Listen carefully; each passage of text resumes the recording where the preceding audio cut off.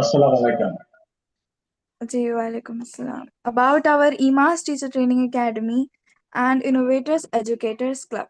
Welcome to EMAS Teacher Training Academy, a global platform dedicated to transforming educators into leaders, innovators, and change makers.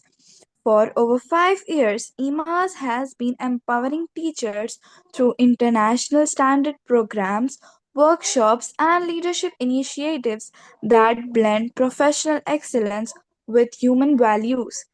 At EMAS, we believe that true education begins with transformation of mindset, method, and mission.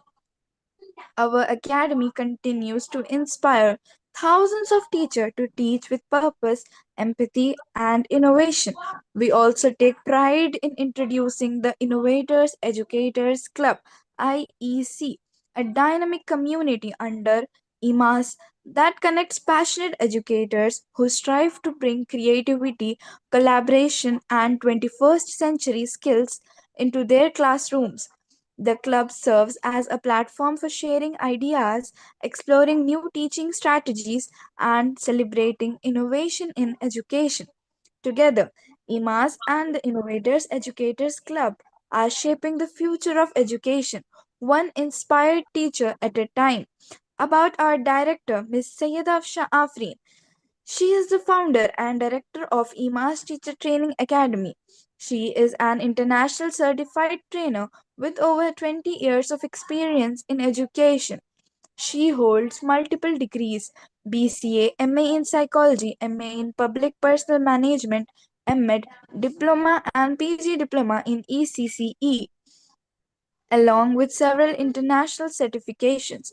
She has trained and transformed over 10,000 teachers globally, working with leading organizations and universities.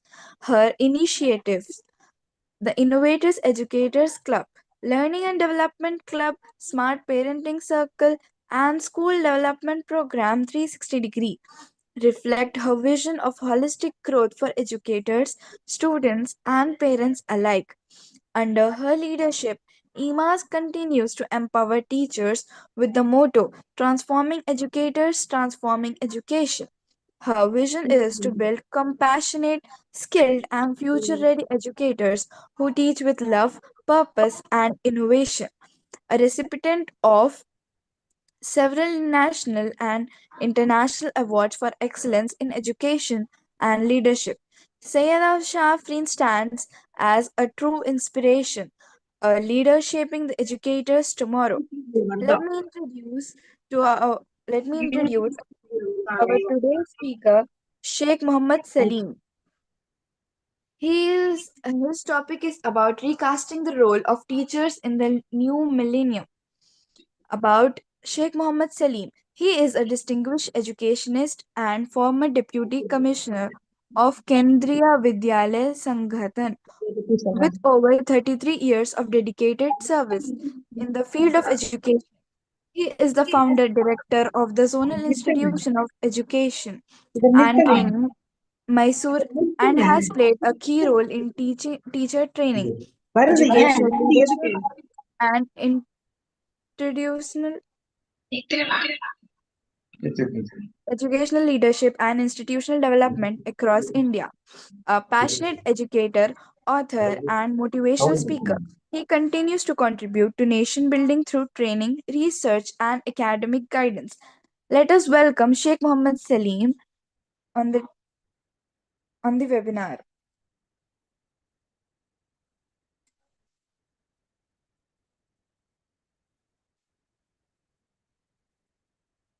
Sir, you are unmute. We cannot hear you. Uh, uh, can you hear me now?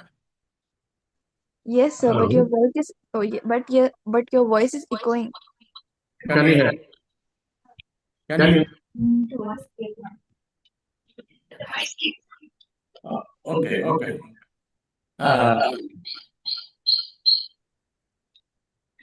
Now check. Am I okay? Now, how is my No, sir, your voice audibility? is actually echoing. You have to mute on one of your devices.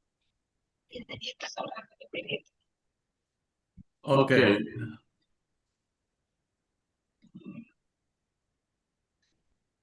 You are having double sound, huh? You can two Yes. sounds. Yes, sir.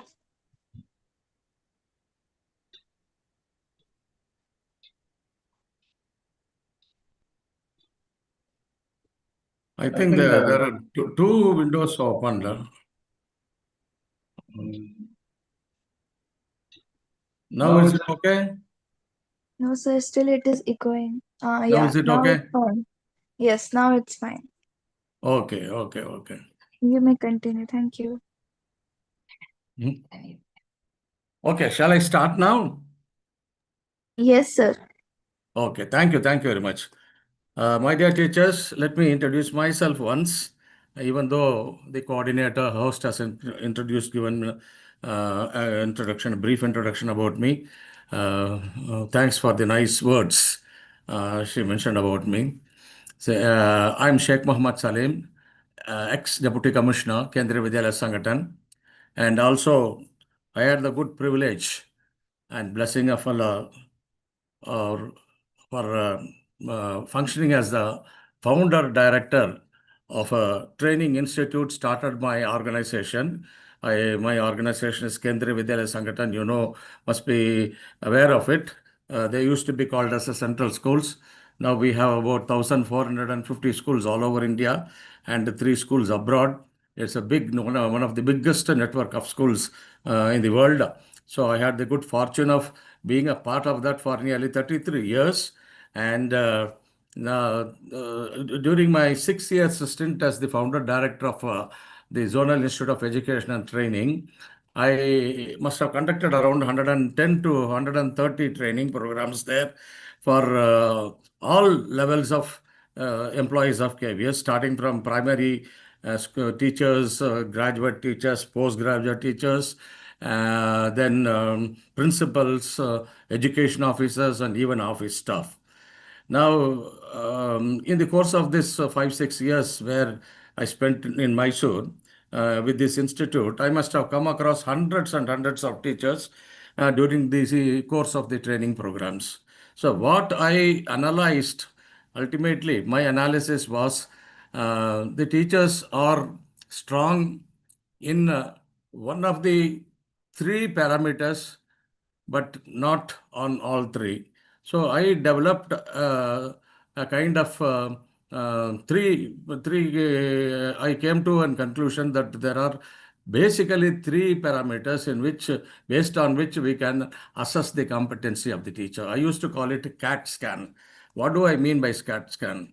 And CAT scan is about their assessing their competency on three aspects: content, attitude, and transaction. Okay, before coming to that, I would just like to speak just to spend a minute on the ground rules, please. I want everybody to follow this because it is my habit that I should make this clear whenever I address an audience. So please keep your mobiles on silent mode. If you are on laptop, if you are using a mobile for attending the meeting, that's okay. And you will not find this content anywhere in your B.Ed. M.Ed. So there might be slight repetitions somewhere, references somewhere, but definitely what I am going to speak, you might not have read in any book. So please concentrate, and because it comes from my very own long experience, so keep your ears and eyes open, and both be present both physically and mentally. And another very important request I would like to make to you is keep your head empty. खाली कर दो. Let it be empty because the best way to learn is to first de-learn what we learned and then relearn it. So I want you to follow this procedure. You de-learn and we will relearn. And reserve your questions. Type them down in question answer box or chat box. Don't use your mic for your questioning. If there is no time left, mail your questions to the following email. I have given it at the end of the session also. I will be sharing it once again, and I'll be only happy to respond as early as possible. Now, coming to the topic which we are dealing at present. And this starts with a very rather a shocking statement that I used to start always my session always with this shocking statement. My dear teachers, stop teaching. So I will tell you why I am coming to, I will come to that point later, but I will start, I will pick up the thread where I left. So, of course, at this point of time, you might wonder what Sir is telling. We are teachers and we are here to listen to him as teachers, but now he says, stop teachers. So, what are we supposed to do? That is the question that will come to you automatically. Now, as I earlier pointed out, whenever I used to address the teachers in the training programs which I conducted, I used to ask the teachers these three questions, these few questions. I used to ask the teacher, did you become a teacher by choice or chance? That means, do you really wanted to become a teacher? Was it your choice, life choice, or it is chance? Simply, you did not have anything to do. Nothing came your way. So finally, you landed up as a teacher. So that is called a chance. That some people become teachers by fault or default, by convulsion or conviction, the delusion or resolution. Some teachers, some people think that teaching is a very easy job, so I will go to that. Like that, they have some misconceptions and become teachers. Some people really want to become teachers. They've just been a dream for them, and they become teachers. So I wanted to ask this question. You can give your responses either in chat and or voice or in question answer boxes. So you can give your responses in the chat box. Now, as I pointed out earlier, I used to analyze every teacher on these three parameters. These are the three core components, which I used to call as a CAT scan, the content, attitude, and transaction.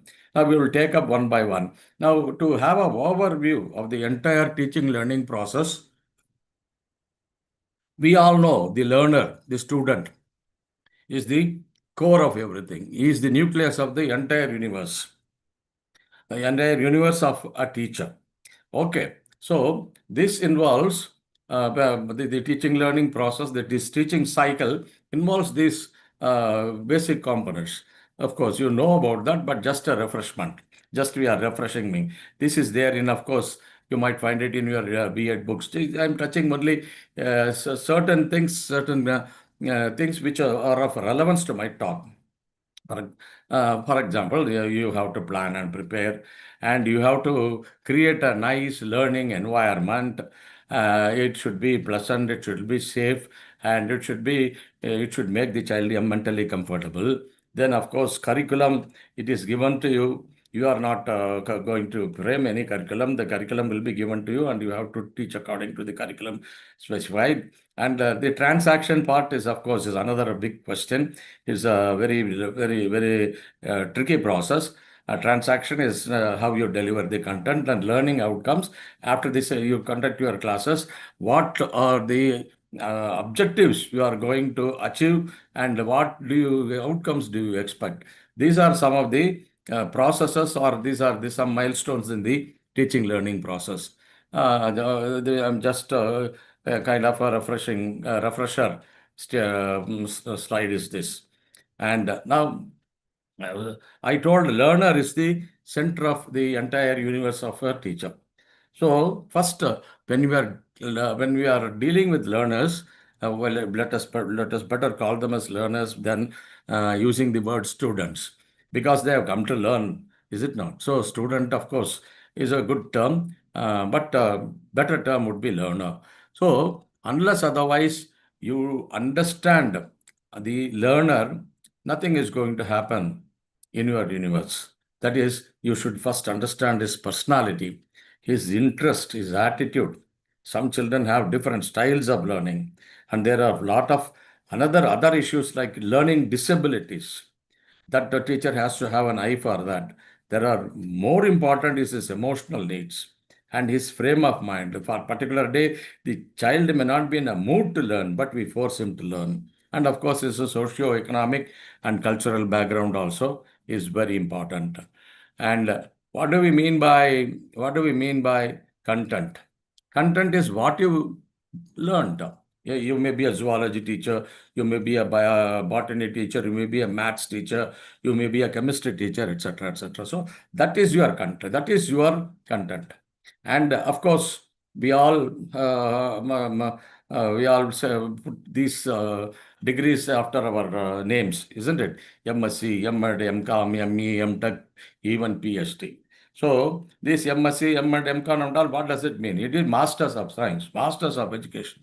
I have actually become masters. That is a question we have to ask ourselves, because my personal experience is I became a master of my subject only after I became a teacher. Before, when I was a student, and even when I was getting a degree, I won't say I was a master of the student the subject. Simply, a certificate was given for all that memorization, rote learning I did, and maybe I will say vomited during the examination times. But you become a master once you become a teacher, and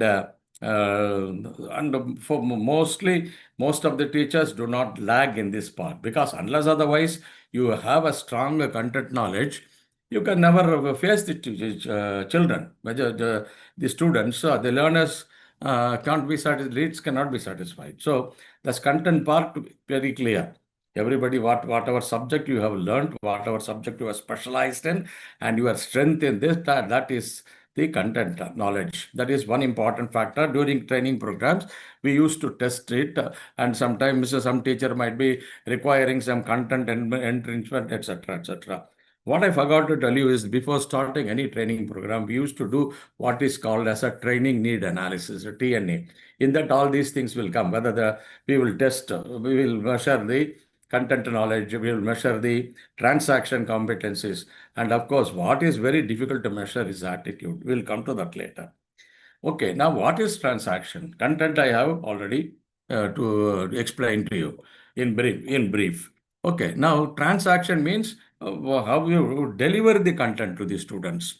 Like if you order this Zepto, Zomato, Swiggy and all is there, you order, they come and deliver, is it not? Just I'm giving you an example. Now you are the person who is given the content, and you have to go to the student and deliver it and make the learner receive what you are giving to them. And this requires a lot of communication skills, very strong communication skills. And this communication skills, you have to communicate effectively with, not only with students, with parents, maybe with your management society. It is a very big area. Now coming to the teaching learning part, teaching learning process part, you have to choose the right instructional strategy based on the learning styles and needs of the student. You cannot adopt a style which the child does not understand or even enjoy. Okay, so this requires prognosis, diagnosis, transaction, evaluation, and remediation. Prognosis, diagnosis, transaction, all these things are different steps of the teach and learning process. And of course, every teaching learning process ends with an evaluation, and the evaluation shows where the children are strong, where the learning is good, where learning is weak. Then you have to take remedial measures. We conduct some remedial classes, we conduct some extra classes, revision classes, etc. So, and we can even think of giving a second round of test for the children who actually need help. So these are the different aspects of the teaching learning process, and the transaction includes everything. And do you know what a student expects from you? Do you know what student expects from you? Okay. This you have to give a very serious thought. So, because I have asked my granddaughter who is attending a primary class, what do you expect from your teacher? She is attending class 3 class, and a very bright child. And when I asked, what do you expect your teacher to do in the class, and what in what way you want your teacher to the teach you in the class, she just said only one thing: the teacher should smile and he should not punish us, should not beat us. So this is what is the expectation of a teacher. This is very on this very succinctly put, because there are lot of other things beneath this. And because the instruction should be based on the moods and learning styles of the children without becoming tense or without putting up a bad face. And students' voice, some children speak softly, some children speak loudly. Now, this student voice is also to be, I mean, also should be adjusted. I mean, it should be properly received and managed, and at the same time participating. Another meaning for this is that you give a chance for the student to speak. You always do not bully the child to sit silently. That is also a bad class. And you have to have a non-threatening communication. That's what my granddaughter told her. If the teacher starts beating, it is a threatening environment. And this is teacher is communicating a non-threatening gesture. A non-gesturing environment uh, will start unfolding there. So, equitable learning experiences, diverse needs, mental, moral, material, emotional, and spiritual, and children, they should be, all children should be treated fairly with respect of fairness, and also there should be equality, there should not be any partiality. Children should be appreciated for all the good things they are doing, and they should be treated as human beings. And if the problems, their problems should be seen from their point of view, not always from your point of view. So, what do he'll put it to put it in a few words? Children have a mental image about a teacher. That is, they consider almost as a demigod. All many children consider my teacher is like a Buddha. He has no vices. He has no bad habits. He is such a nice person. That is the kind of image they have. But is the teacher really striving hard to fit into that kind of uh, image the child has in his mind? But soon the child gets disappointed if the child teacher is not fitting into that or making an effort towards it. Okay, this is what the children, we expect the children to, and that is the teacher's expectation to the I mean, a child's expectation about the teachers. Now, what is a teacher's expectation from students? I asked this question to my audience in one of the training programs. Many of them told so many things. Sir, I want my students to be disciplined. I want my students to be obedient.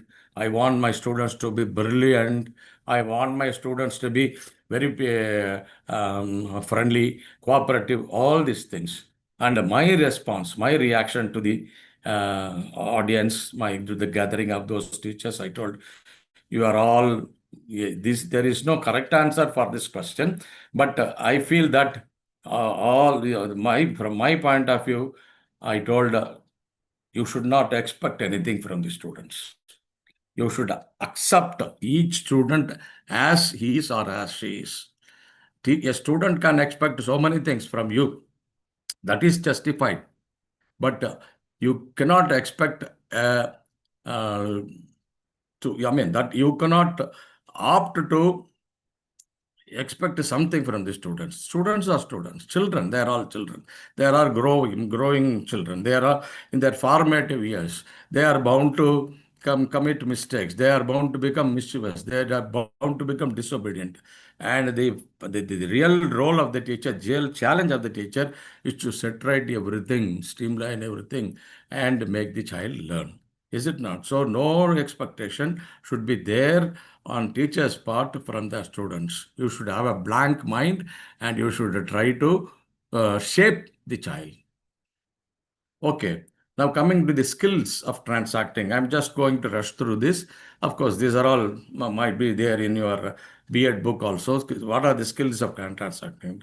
Skills of transacting, planning, preparation. Nobody can go to class without a preparation, and you should know how to what kind of content you are transacting, and whether this content can be taught through which method, appropriate method. You should all make an analysis. You should not just go. You should not take it for granted that I'm teaching for 10 years, I'm teaching for 20 years. Every day you should go with a lot of preparations. It is like entering into a battlefield in one way. You cannot have no sensible soldier will go into a battlefield without properly equipping yourself. If he goes there, he will die. One bullet will come, then that's all. Katam, kalas. No, that is the problem. And you have to go with that spirit, with that much of preparation. And you should assess the entry characters and specify terminal behaviors, and you have to select the appropriate treating strategy, and then of course organizing everything properly, the class management, evaluation, feedback, and the teachers have to update their content, their knowledge now, as and when, because knowledge is not static, it is dynamic, it is exploding every minute, every day. So you should, even though the lessons, the textbooks you teach have the content which are almost 3 or 5 years old.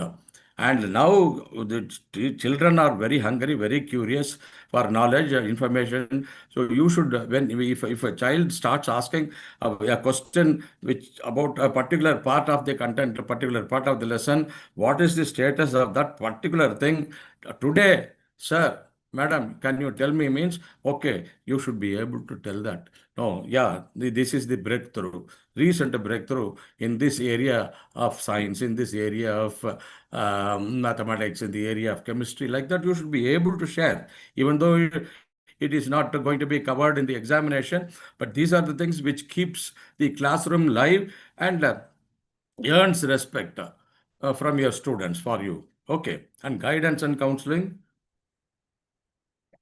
you are expected to be a guidance teacher also and a counselor also. Even though this guidance and counseling is a highly technical professional area, but you should know the basics of this guidance and counseling. And whenever the child approaches you for with some problem, it may be emotional, it may be anything, so personal, etc., you should be able to give proper positive counseling for the child, and you should be prepared for that. So it requires some learning on your side, on your part. Now, providing safe and secure environment. And now I'm skipping this because all these are I have covered already in some way or other. What I wanted to focus on in this slide is that celebrate the success of your students. Whenever a child achieves something small or big, you should celebrate. Simple thing which we fail to do is, if the child is given a wonderful answer, given an answer, simple thing you can do, ask the children, ask the whole class to clap for the child. You see the reaction of the child, you see the happiness in the child, you see the motivation, inspiration in the face of the child. That also we don't do. We don't have time, or we don't have mood, we don't have the attitude to do it. And of course, understanding the uh, learning style of the students. There are children who learn in different ways. Some are visual learners. Just by seeing it, looking at it, they can learn. The auditory learners, they want to hear everything very in detail, then they can learn. Kinesthetic learners want to see action, demonstration, experimentation, and some kind of movement inside the class. So these are the three types of learners, and their learning style differs. Some of them have a combination also. What is the duty of the teacher? To identify the learning style of the learner, and you have to design your learning strategy accordingly. In a class of 40, different children may have different kinds of learning style, so you can group them, you can identify them, you can group them. And group teaching can be, there are a lot of things. An imaginative teacher, a creative teacher can do things hundreds and thousands of way. There is no need for anybody to sit and tutor the teacher. And as I told you, the choice of right instructional strategy is very important. Though usually we say there are conventional methods and non-conventional method. What do we mean by conventional methods? Conventional methods are usually the what we have been doing all these years. And non-conventional method, or there are new techniques, interactive techniques, lot of them are there.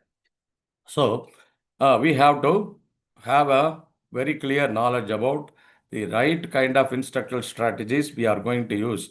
Different parts of the curriculum may require different, may need different types of strategies also.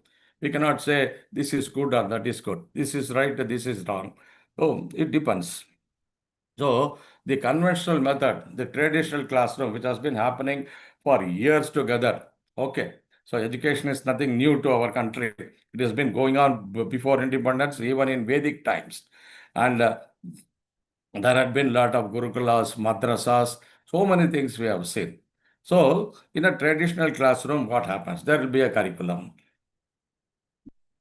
And the teacher is supposed to cover that curriculum and deliver that curriculum to the teachers. That is, she will be here will be standing before the group of children sitting in front of her and conducting the class and reading, loud reading. There are so many things. Or she will read the textbook and teach, or ask the children to read, and she will teach. There will be a blackboard.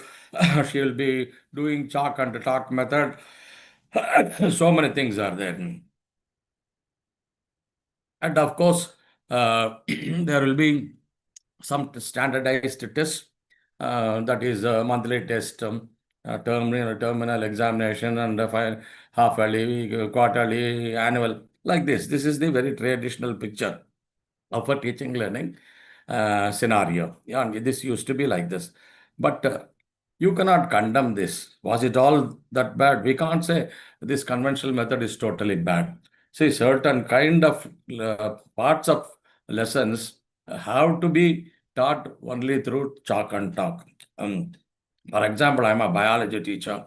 When I used to teach about functioning of heart, for example, I cannot just use many. Of course, there are some animation and all has come, but that in exams, definitely there will be a question asking the candidate, the examinee to draw a diagram of the heart, draw a vertical section of the human heart. Then how to develop this diagram? You cannot learn just by seeing any animated clips or anything like that.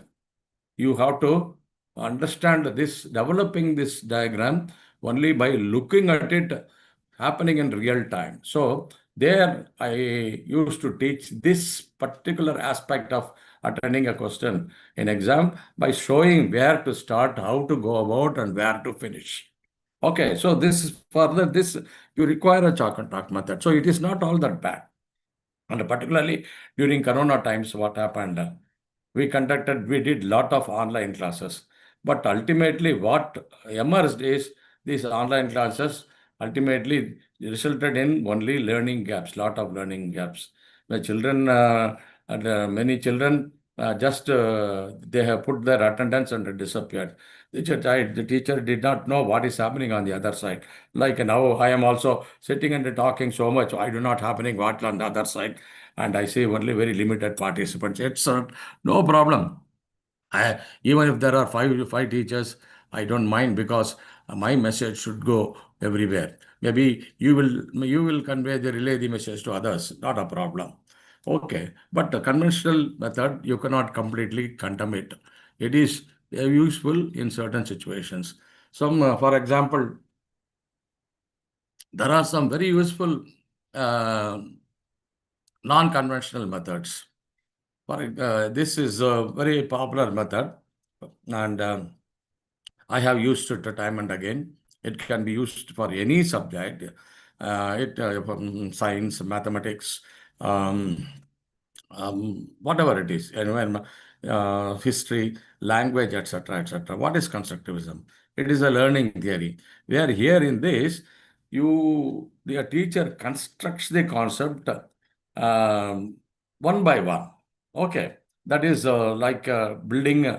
I have put a picture of a wall here because it is like constructing using bricks. Brick by brick, you construct a wall. You construct a wall.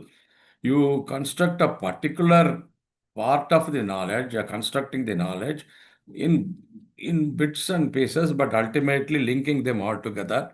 and providing a whole picture of a particular content, particular piece of knowledge. Okay, this we can use it is say unless otherwise you break the concept into small bits and then construct it in a very systematic way. The children will be feel the children will feel you see there will be something confusing for them. So this is a very simple, very effective method called as constructivism. You can use previous knowledge and from there you can start. If you start from the scratch, sometimes the children get bored because they will feel teacher is talking all that I already know. For example, when you start talking about uh, a rocket, for example. You may think that a rocket is something very new for the child, and you may start from the basics.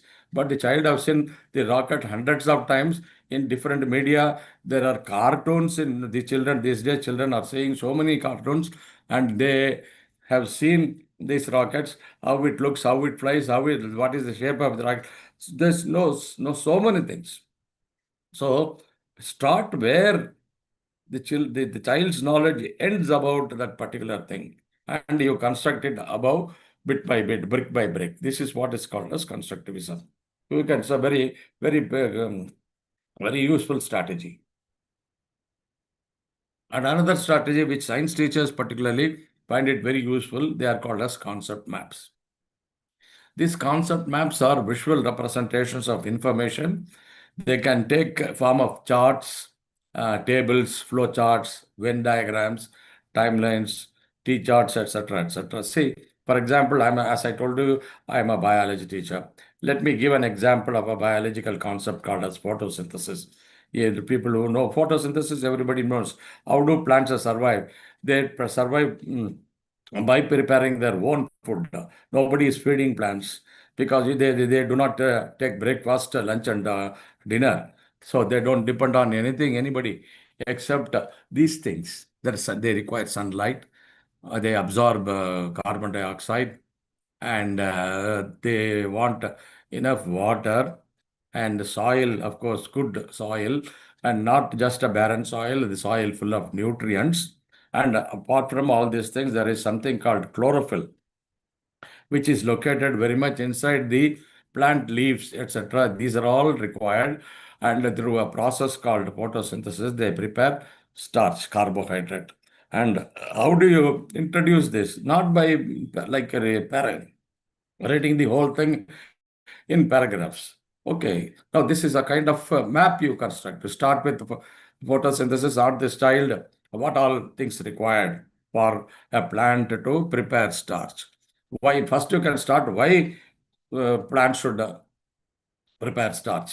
What is the need? From there, you start, and then you start asking the children. They will throw the concepts one by one, and you map them, and ultimately you give a link to interconnect all these concepts together, and you will say all these put together finally results in production of starch, and this process is called photosynthesis. This is what is concept maps, a very useful technique.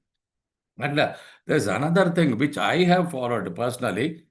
I can say that this is a kind of approach called a 7E approach, which I have experimented personally and found very effective. I used to call it 7E approach. That is, first endear, there should be emotional connect. Unless otherwise you have emotional connect with the children, they will not listen to you at all. And there are hundreds of ways that you can do that. Entertain, interact with the children. Entertain means it can be anything. Sometimes if you come to Kendra Vidyalaya primary sections, I can show some of the teachers, some good teachers, dancing, singing, and swaying with the children, and making the whole atmosphere bright and joyous, very cheerful. So that is called as why not some humor, some kind of jokes. All these things are they endear the child towards you. The first thing I mentioned happens automatically. when you are in good mood and entertaining the children in different ways. And of course, your duty doesn't stop there. But what happens to the child? The child gets energized, gets motivated, and he starts becoming an active participant in the process, teaching learning process.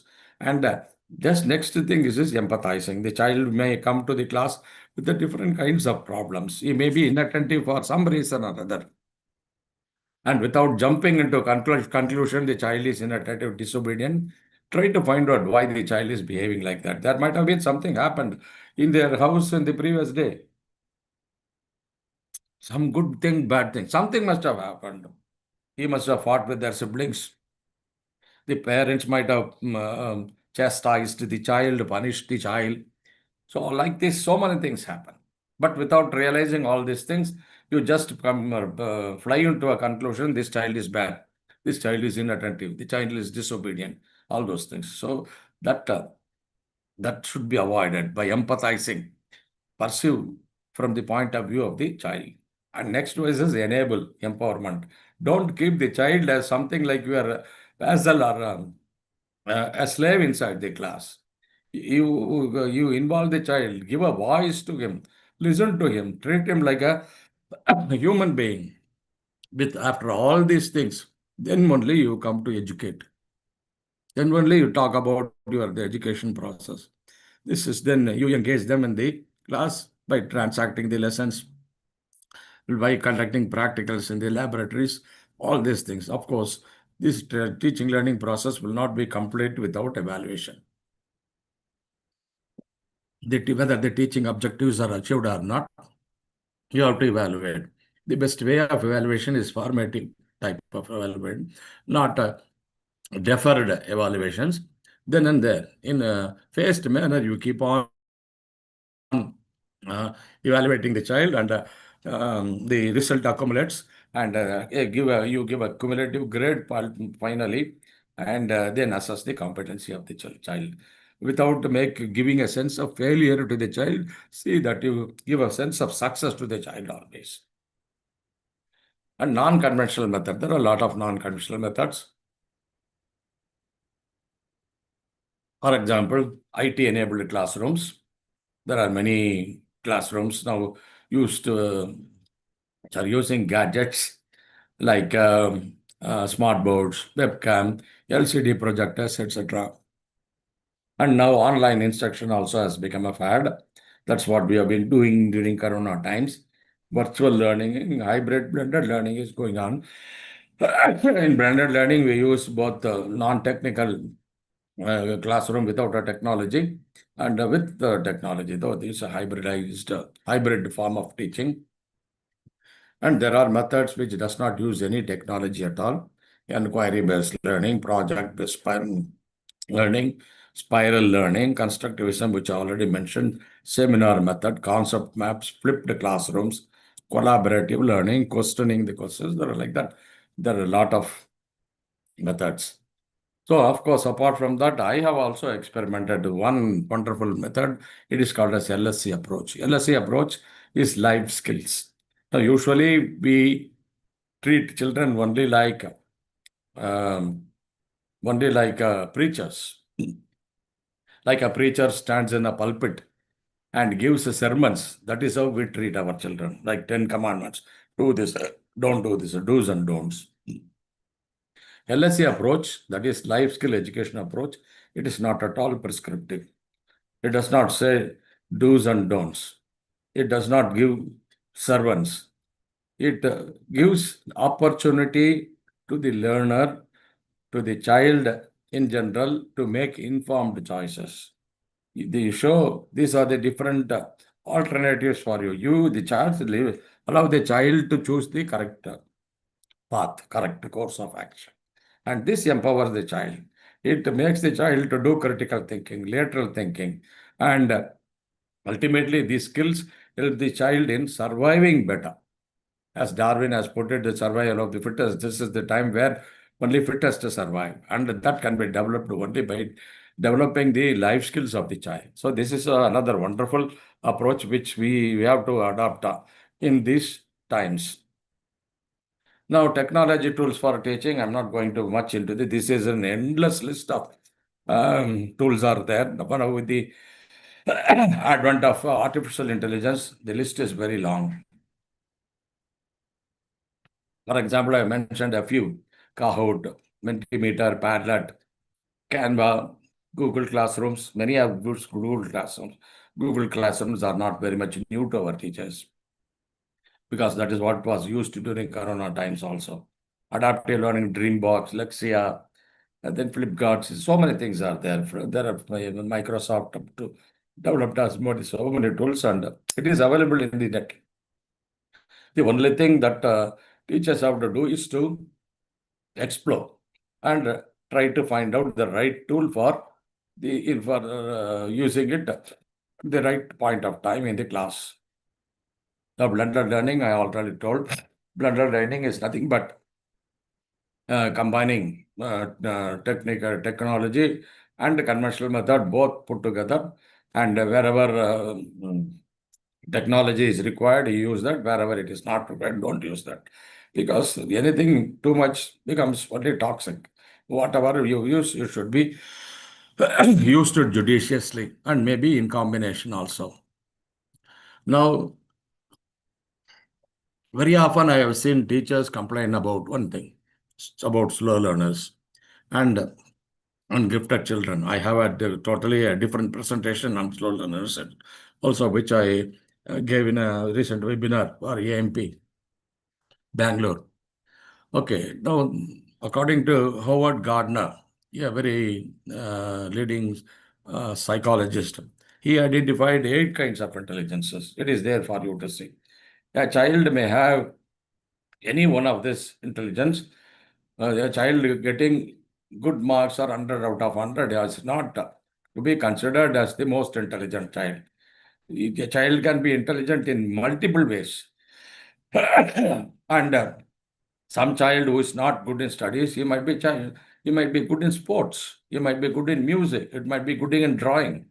The duty of the teacher is to identify and focus on that and help the child to make a career out of this.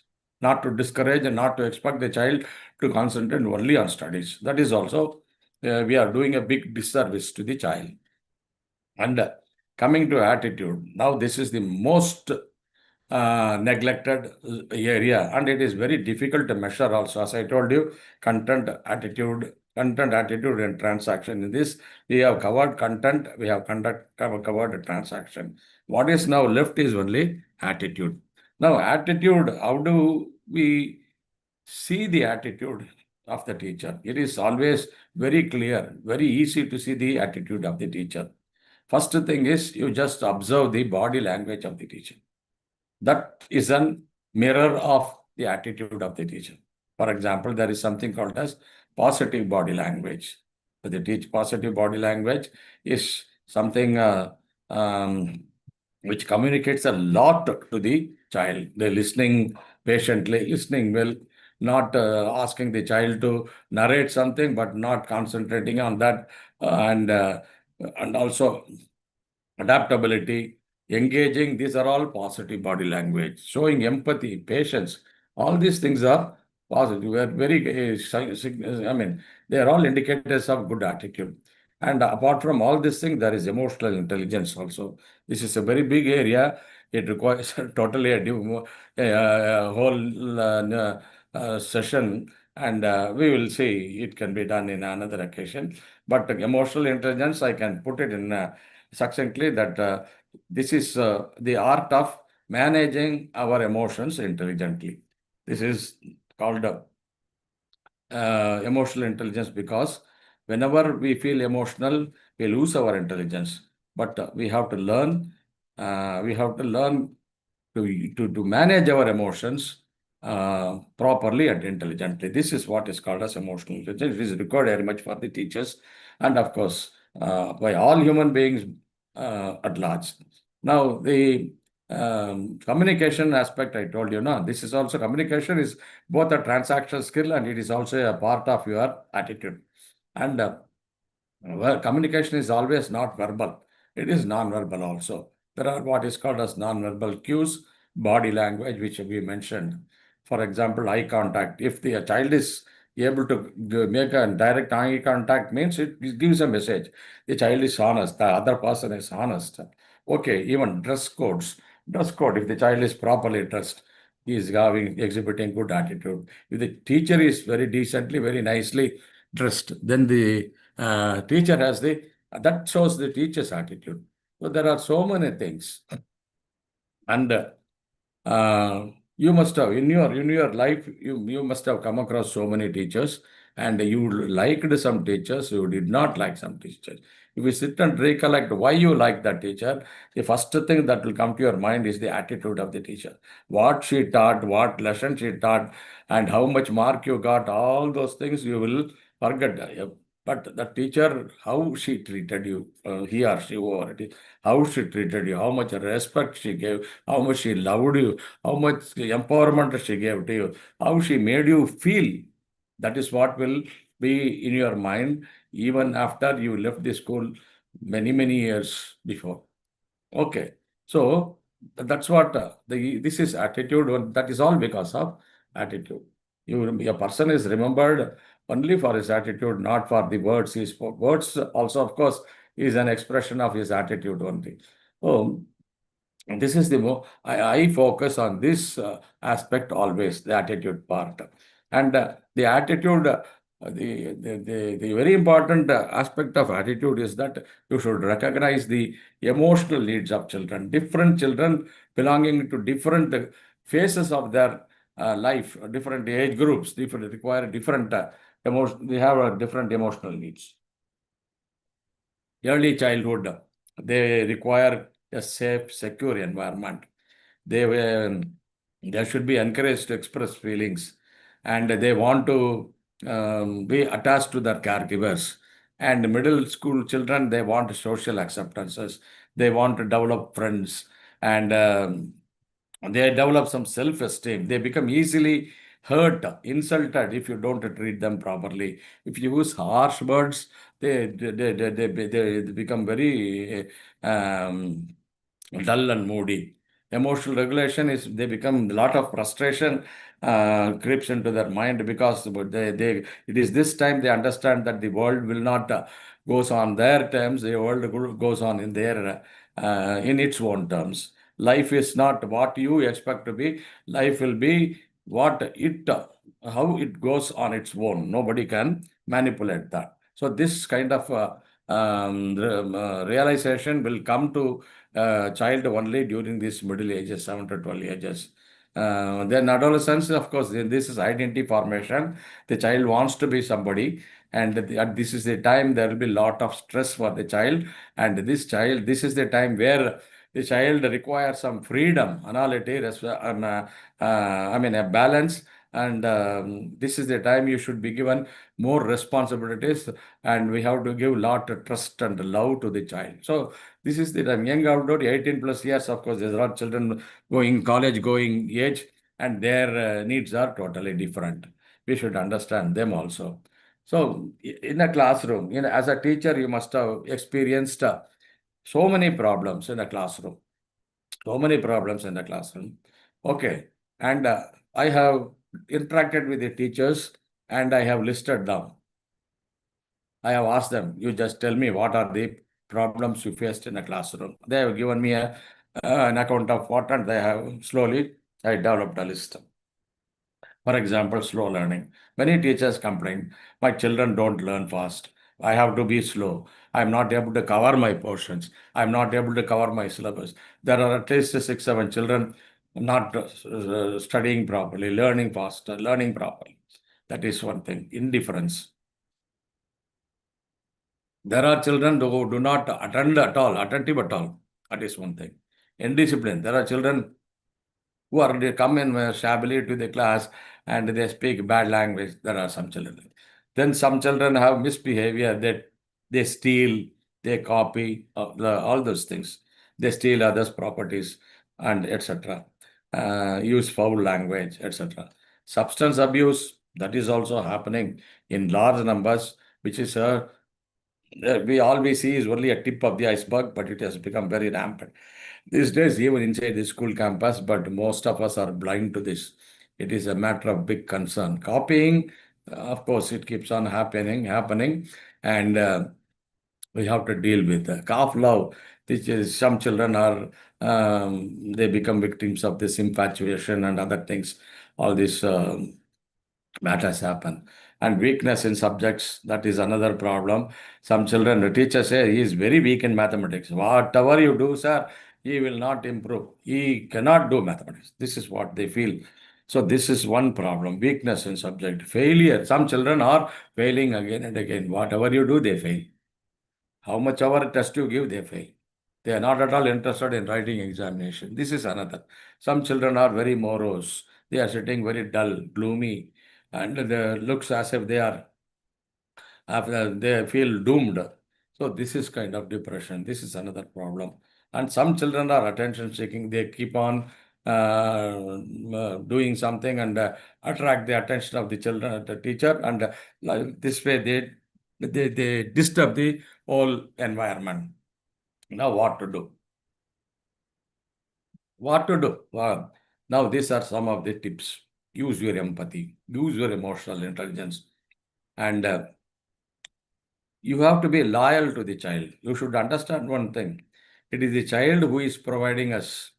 If you are in a class, if you are in a school, you think your management is giving you salary. No, the management not giving salary. It is the child who ultimately is responsible for what you are getting as salary.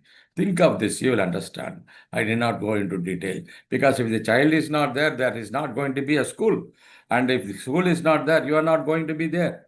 Is it not? So good demeanor, use a good body language, good demeanor, a smiling face, use some humor, positive language. Self-awareness is very important. You should know that you are a teacher and you are considered to be a very responsible, trustworthy person, and what role you have to play inside the classroom, outside the classroom. That awareness should be there, and that comes.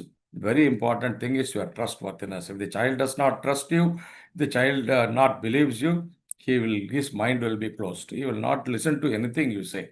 He will not be obedient. He will not be attentive in class. Then you will start complaining. This child is a slow learner. He is a failure child.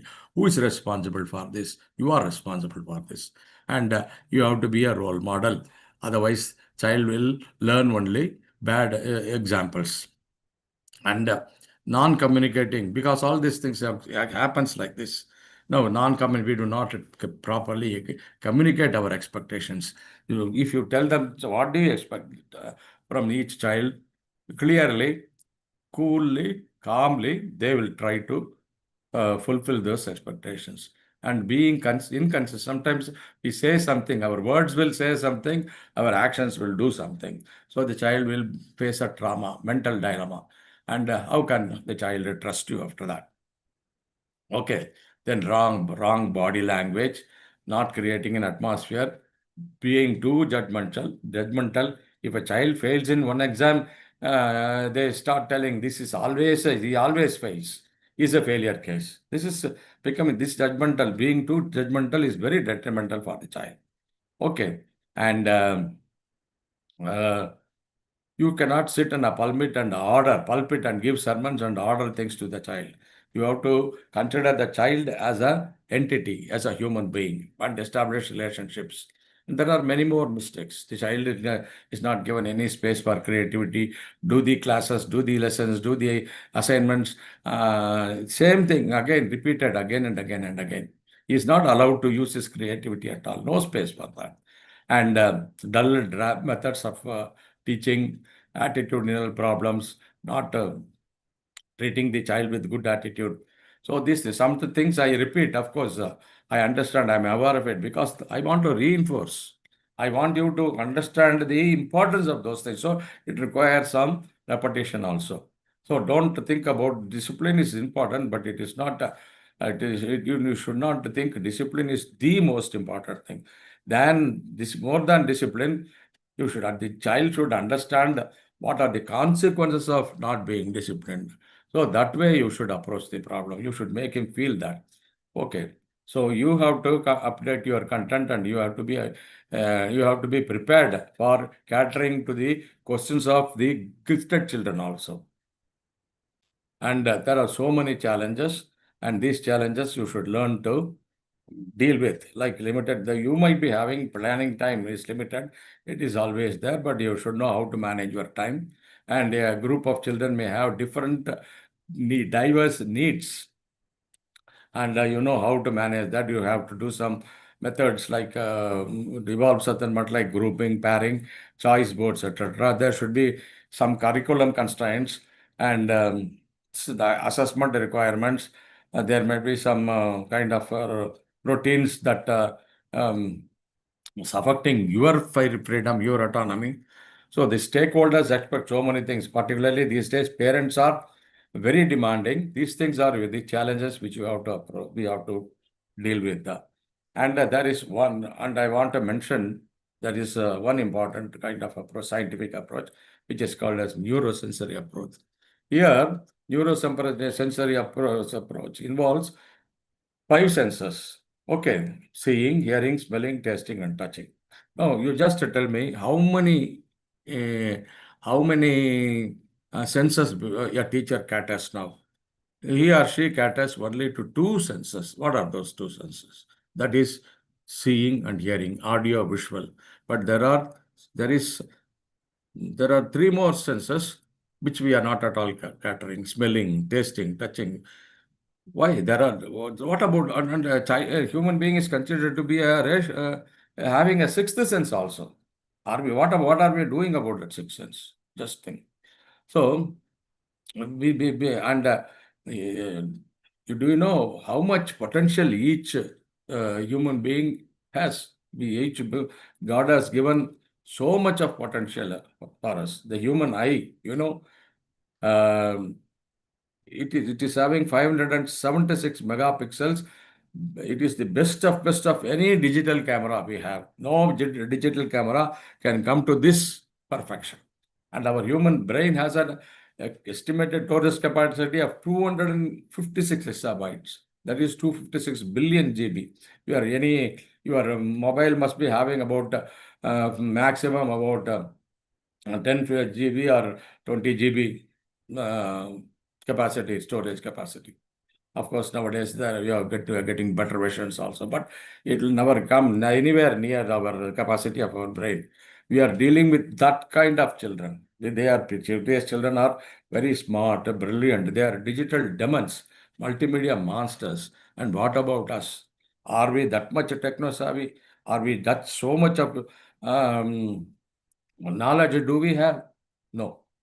We are almost digital illiterates, no voices, and we don't even care to learn these new technologies.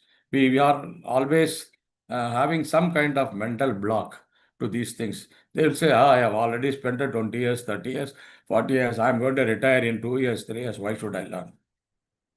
This is a wrong attitude because you will cut a very bad picture in front of these brilliant smart children who are dealing with so many different kinds of gadgets today.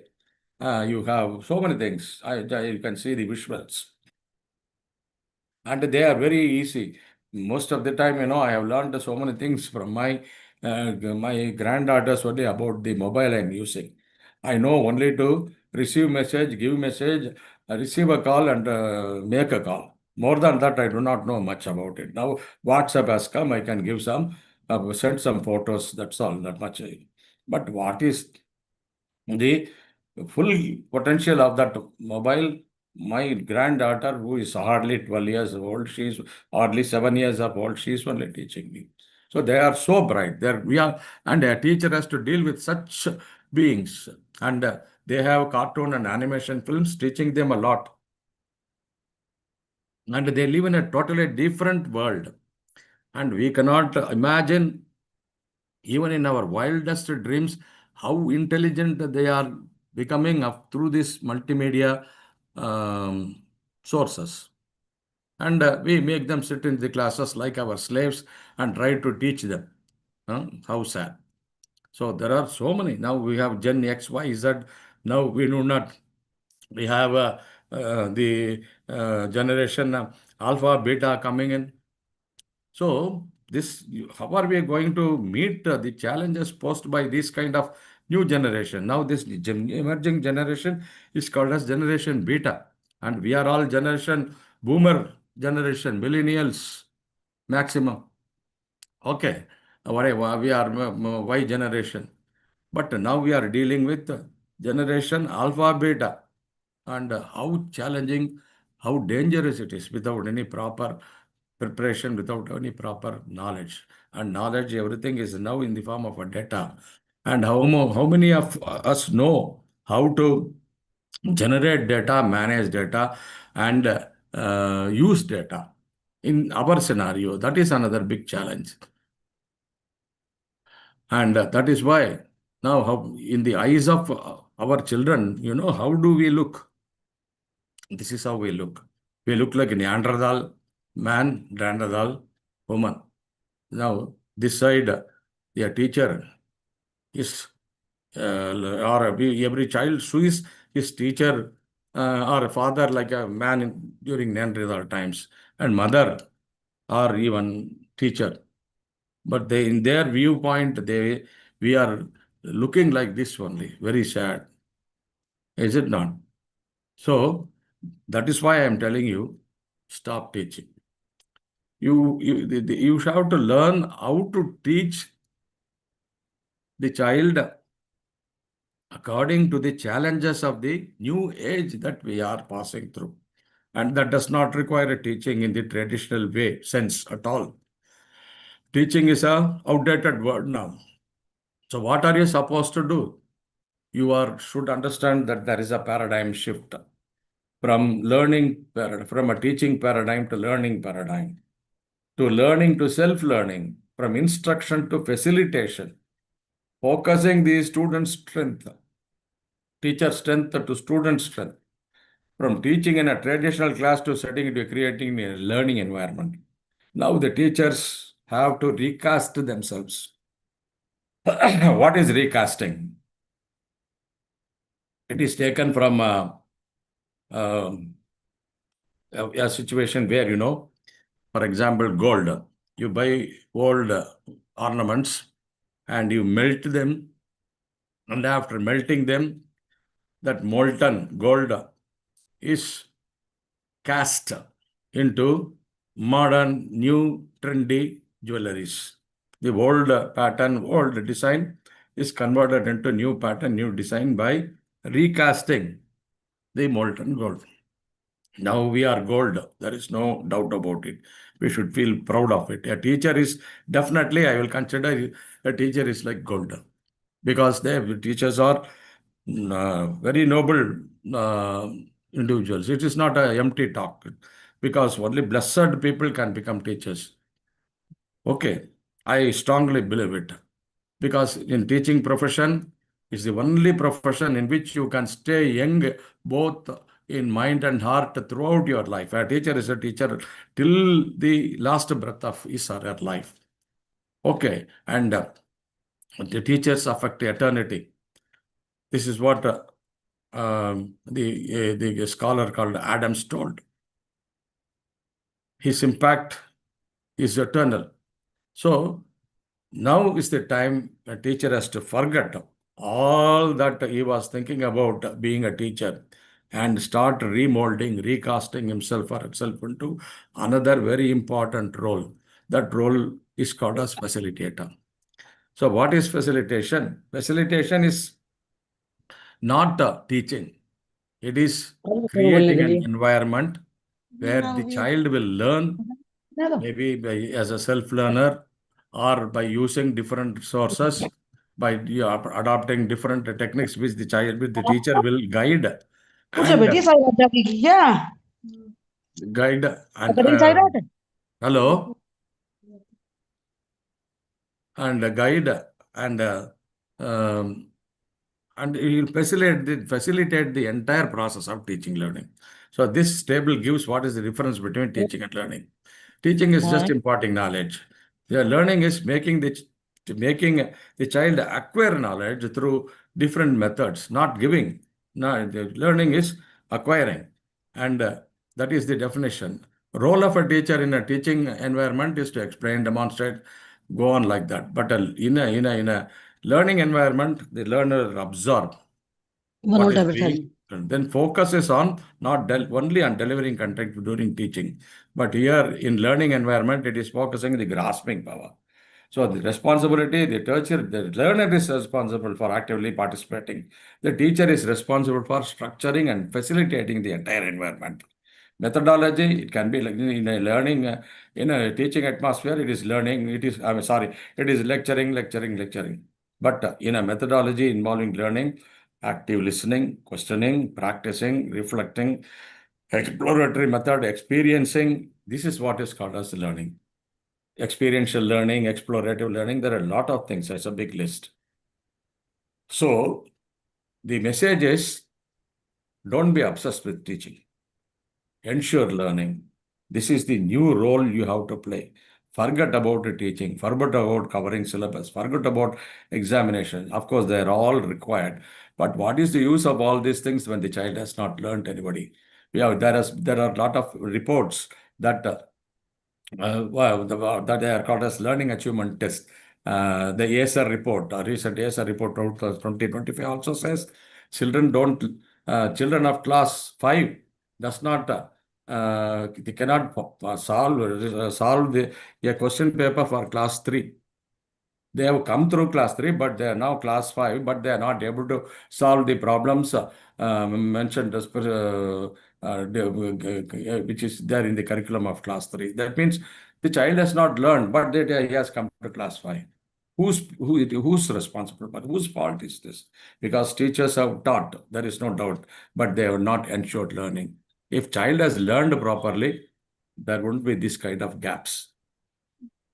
So the impact, another thing very important, as I mentioned, once again, I repeat it for reinforcement, positive attitude. Positive attitude increases engagement and motivation, has a very terrible impact on strong teacher-student relationships, and the achievement gaps can be filled by the impact of this positive attitude.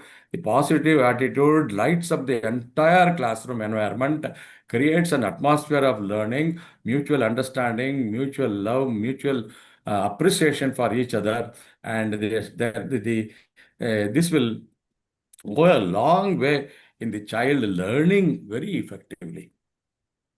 And of course, now I also have to give a word of caution for our teaching fraternity. The future is going to be very challenging. It's going to be because long back there was a book called as Future Shock by Alvin Toffler. People who are interested, they can read. What is the challenge that we are going to face in imminent future? It is already there. That is artificial intelligence. Now there are a lot of robots being developed. And in one of the schools in Bangalore, that is Mount Carmel School in Bangalore, has started using a automated robo as its teacher. So what is the implication of this? In future, there may not be any teachers at all. The teacher's job might become outdated, obsolete. Only there will be robots, artificial intelligence driven robo will be there, because they have already proved the robots can teach. Is it not? So these current robots, they are very important, they are very intelligent, they are very manipulative, they are very articulate. Now, this is the kind of, they are hyper intelligent humanoid robots. Now, how long it will take for these robots to enter into class and start taking up the role of teachers? This is a very imminent danger. It's creating an existential crisis for the teachers. And there are a lot of apps, tools available which function on the basis of artificial intelligence. That ChatGPT, everybody knows. It can be used very positively for teachers also. You need not be afraid for using these virtual assistants. You can. That's what I'm telling you. You can go digital. You have to use technology, but there's no escape. But to ensure your place in the whole entire scenario, you should maintain your humanity. No machine can imitate the kind of humanity, the kind of attitude you are showing towards your children in creating a very positive environment in a classroom. There are very good human values like empathy, kindness, connection, bonding, etc., which a machine cannot imitate. Okay, so there are this in this world of social media and instant communication, screens. There are a lot of things which, of course, going on around us.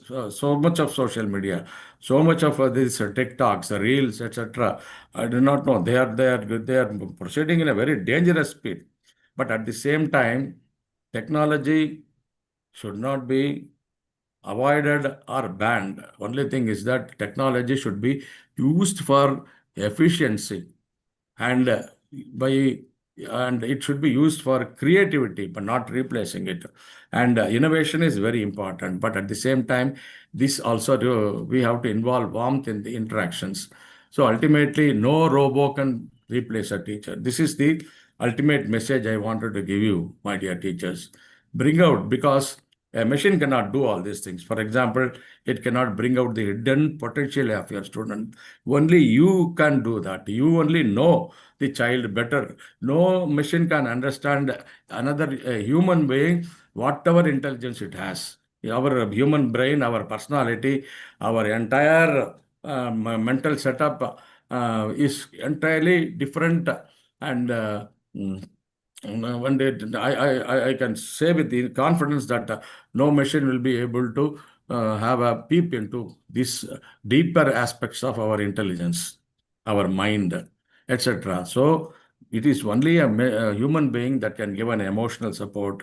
Only human beings have the capacity of emotional intelligence, and we can definitely find relevance, and we can find our places by by being humans. We should not convert our children into learning machines and we should not become teaching machines.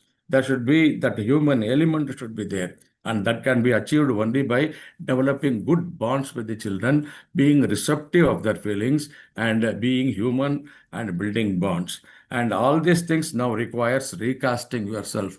What all you have been thinking, the teacher means you should go inside the class with a very strict face, very what do you say, very serious attitude, stand there with a stick in hand, go and start use a very stern voice modulation, no sign of love, no sign of smoothness in it, and without any modulation, talk like a machine, and treat children something like slaves, serfs, and keep them in their place, not listening anything, something behaving like an emperor, and treating children that they do not know anything. These things are not going to be effective at all, not going to be useful at all for dealing the children of the future, present and future.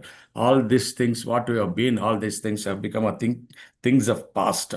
Now you have to shed. That's why I tell you, de-learn everything and relearn all that you know. These days are practicing these days, all these days, and relearn everything which will help you to survive all these challenges that is being posed by these new technologies. Okay, that is why I told you recast. If you don't recast yourself, it will be very difficult. And this is a very urgent thing which we have to do, because and then we always talk about teacher-centered, student-centered, etc. I would say forget all those things. It should be neither teacher-centered nor student-centered. It should be relationship-centered. And that relationship-centered classroom can created only by a teacher, a human being, a human teacher. No machine can do that. That's why I say teachers can never be replaced. And good teachers are always remembered. Bad teachers are never forgotten. Okay, what kind of teacher do you want to be? You have to decide. Thank you for your patient listening. It's another 10 minutes left for questions. If anybody is interested in any question, please type it in the chat part or in the question and answer box. Or you can even mail it in case you want to go and think leisurely and pose questions to me.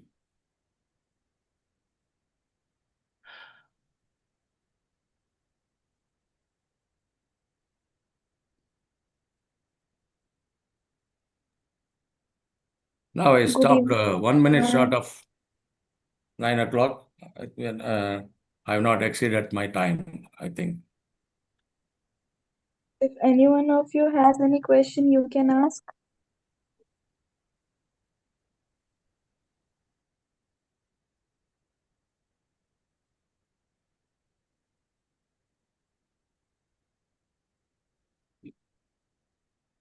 If anybody has any questions, no problem. Maybe I have given a brainstorming to you all. I have spoken non-stop for nearly 1.5 hours, and it must, of course, it may take some time to sink in. And the presentation is very much available in the public domain. I don't want to keep anything to myself. I want whatever I learned, I have shared with you, and this message which I wanted to pass it on to you, let it spread. I don't want to keep it myself and claim monopoly over that. I don't want to claim any ownership for that. Good thoughts should spread, go anywhere to everybody who are in the arena.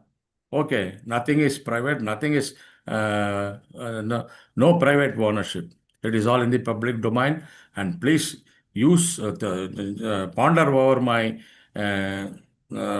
message and think hard, contemplate, and in case you want any more guidance, you please contact me. My WhatsApp number is there, and um, my email is there. And one chat says robots. I actually didn't know about it. Now I wanted to tell you about an year back they developed one robot called as Ameka. And almost at the same time they developed a robot called as Sophia also. This Abeka, this Robo, the Sophia are all humanoid robots. They look simply exactly like a human being, like a lady, and but they are machines, and they have been given lot of knowledge through what is called as machine learning process, and they use generative their artificial intelligence is mostly generative and creating things. They are capable of answering any kind of questions posed by anybody. They have such a vast treasure of knowledge. Actually, this Sophia was given a citizenship by Saudi Arabia, and a lot of interviews were conducted with this Sophia. Even one very celebrated Bollywood actor has had an interview with Sophia. It was live streamed in Facebook and other media. And whatever question you ask with a smiling face, that humanoid robot gives you a question. And our face can maximum show only 6 to 8 face expressions, but that robot shows 64 different kinds of expressions, and its body movements are exactly same, and it knows chemistry, physics, astrology, astronomy, cosmology, everything, philosophy, psychology, whatever it is. You ask any question in any subject, it gives immediate answers in a language. In that too, if you want to the answer in a particular language, you can get it in a particular language. And one such robot was introduced in one of the classrooms in by a school, Mount Carmel School in Bangalore. And this robo taught 4 subjects. And of course, for the time being, the regular teacher also was there along with. So both of them were in the classroom, and they were teaching together to the children. But the times may come where the regular teacher might be removed and only the machine might be there. The robot will be there teaching for them. It is not far. It can happen. So, of course, that is why Elon Musk, Stephen Hawking, and even Bill Gates showed artificial intelligence is a very dangerous thing. Okay, if you use it, it's okay. If you misuse it, that's all. We are all done for. It may even bring the extinction of human race. So we are in that kind of environment now. Artificial intelligence is exploding each and every minute. More and more of artificial intelligence driven gadgets are being um, introduced.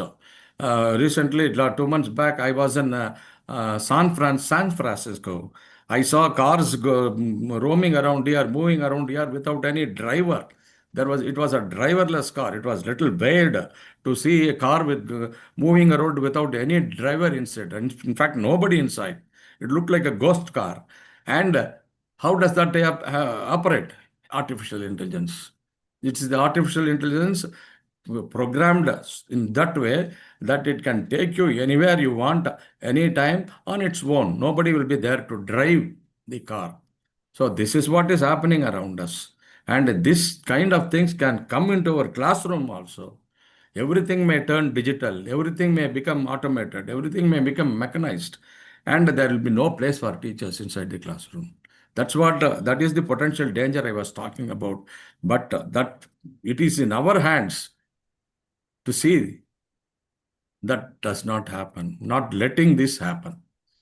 And they will never replace us to answer the question of this particular gentleman or lady, whoever it is.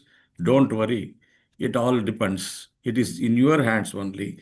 If you prove that human factor is important, understanding, empathizing, perceiving, building bonds, showing emotional intelligence, empowering the child, all these things, and creating a cheerful, joyous learning environment, a safe, trustworthy environment, everything only a human being can do. So, no machine, no robot will do. So, you have to prove your relevance by being human. Even if you want to go digital, but be human. This is my ultimate message. So, shall we wind up? Shall we close the meeting, madam?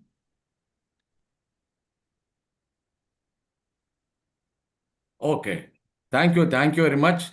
And my email ID and WhatsApp numbers are always there on display. Please feel free to contact me for any clarification or any further inputs on this matter. Okay. Thank you. Thank you very much. Jazakallah khair. Thank you so much. Let us conclude to vote of thanks. Alhamdulillah, a heartfelt thank you to our honorable speaker for sharing such valuable insights and inspiring every educator with practical strategies and wisdom. Your words have truly enriched us all. A special thanks to all the teachers and school leaders who joined us today from across the country and beyond. Your active participation makes these sessions meaningful and impactful. We encourage you to like, subscribe, and follow our YouTube channel, EMAS Teacher Training Academy, to stay connected for our free Thursday webinars every week. Don't forget, participants who attend, comment, and submit feedback will receive their certificate of participation at the end of the month. Also, make sure to follow our WhatsApp channel for regular updates, upcoming topics, and webinar links. Together, let's continue learning, growing, and shaping the future of education. Because when teachers grow, students shine. Thank you once again and see you all next Thursday, inshallah. Thank you.